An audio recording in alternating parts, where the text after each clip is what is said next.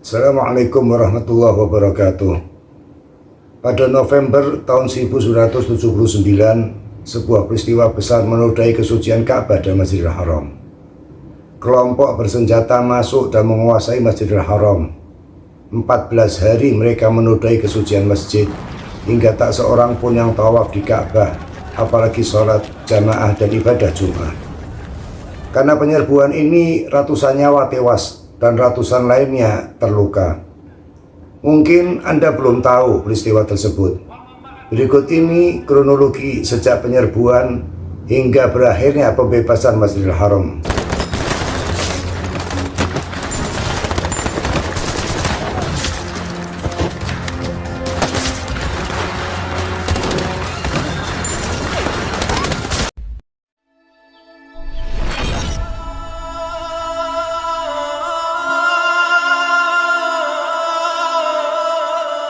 Banyak sejarah dan peristiwa yang kita tahu, tetapi mungkin kita tidak mengetahui apa latar belakangnya. Terkadang pada satu peristiwa terdapat kejadian lain yang tidak menjadi perhatian seseorang hingga dilewati begitu saja. Padahal makna satu peristiwa tergantung dari sudut mana kita memandang. Mungkin Anda belum tahu mengajak kita untuk melihat peristiwa tersebut dari sudut pandang dan dari sisi yang lain. Dengan demikian akan tersingkap apa yang terlewat, dan pada akhirnya kita dapat lebih utuh mengetahui dan mengambil pelajaran dari apa yang pernah terjadi.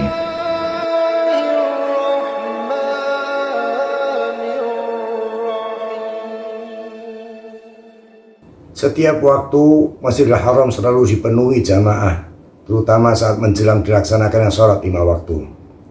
Tetapi menjelang adzan subuh Selasa 20 November 1979 bertepatan dengan 1 Muharram 1400 Hijriah, jumlah jamaah terlihat lebih banyak. Mungkin karena bertepatan dengan awal tahun baru Islam dan sekaligus juga pergantian abad. Dan seperti biasa, di akhir bulan Dzulhijjah masih cukup banyak jamaah haji yang belum kembali ke negara mereka. Saat adzan berkumandang, jumlah jamaah terus bertambah dengan masuknya ribuan jamaah dari berbagai penjuru pintu yang ada. Dari sekitar 75.000 jamaah, terselip di antara mereka sekitar 250-300 jamaah dari kelompok yang menamakan dirinya sebagai Al-Jamaah As-Salafiyah Al-Muhtasibah. Tak lama setelah adzan, sholat subuh dilaksanakan dengan Imam Syekh Muhammad Zubair. Semua masih terlihat biasa dan normal. Namun selesai sholat, sebuah sejarah berdarah di Ka'bah dimulai. Beberapa jamaah maju mengambil mic, lalu salah seorang dari mereka membaca tulisan yang telah disiapkan. Dalam pidato pengumumannya tersebut, diantaranya mereka mengatakan, "Rekan Muslim, hari ini kami mengumumkan kedatangan Mahdi yang akan memerintah dengan adil dan jujur di bumi setelah dipenuhi dengan ketidakadilan dan penindasan."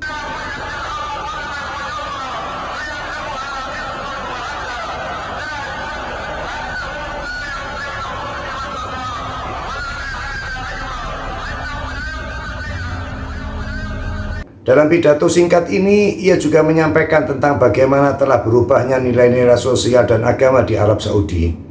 Tak ketinggalan, mereka juga membongkar tindakan busuk para penguasa yang dianggap telah nyata-nyata tidak menerapkan hukum Islam lagi. Di saat yang bersamaan, Juhaiman Al-Utaibi selaku pimpinan kelompok memberi perintah anak buahnya untuk menutup pintu, naik ke menara, dan untuk bersiap di atas atap masjid. Para anggota kelompok yang lain maju ke saf depan. Mereka membuka keranda jenazah dan mengambil berbagai senapan yang telah disiapkan sebelumnya. Kejadiannya begitu cepat, ratusan penyerang mengambil senjata dan kembali ke posisi masing-masing, menyebar di seluruh penjuru Masjidil Haram.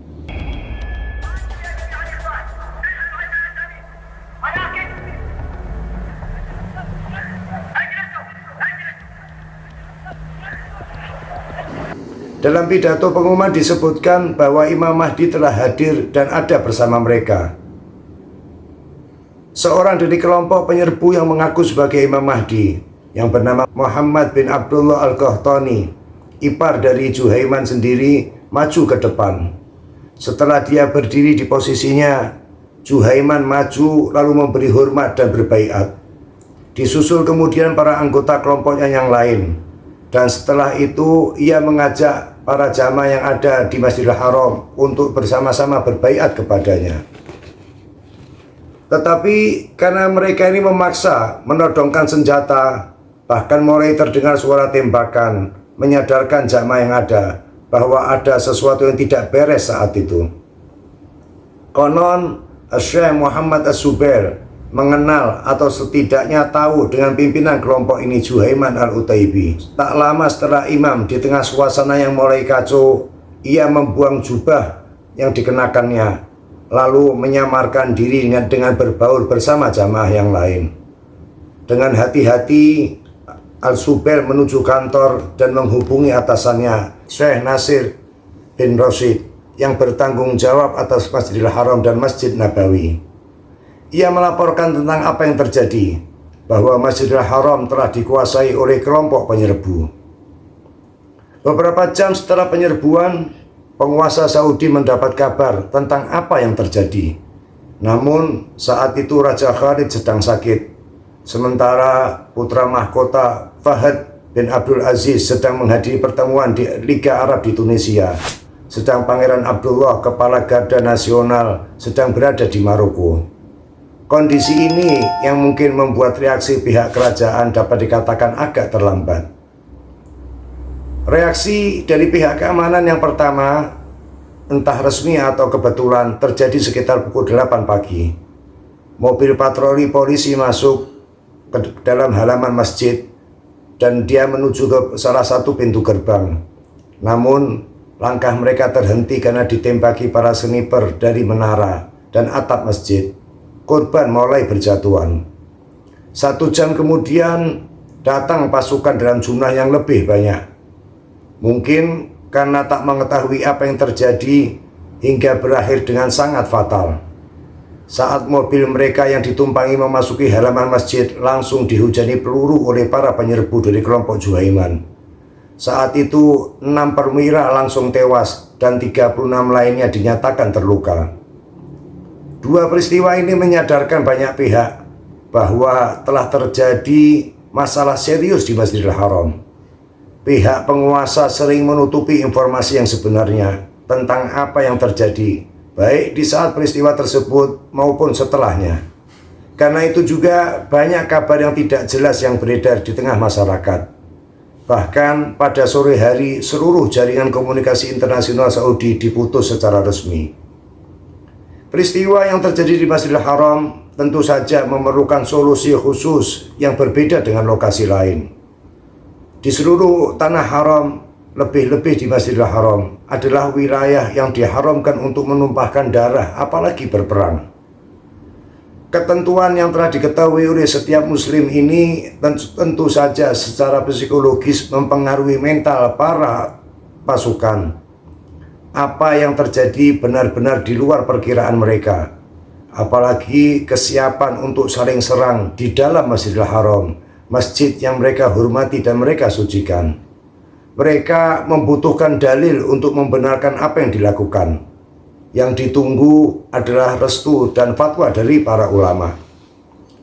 Memasuki hari kedua pada tanggal 21 November 1979, di siang hari, pihak berwenang memerintahkan helikopter untuk memantau situasi dari udara dan mengambil foto.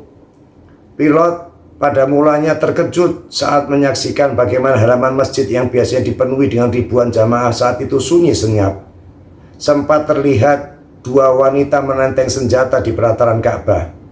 Sementara kelompok penyerbu banyak yang menyelinap di dinding-dinding masjid.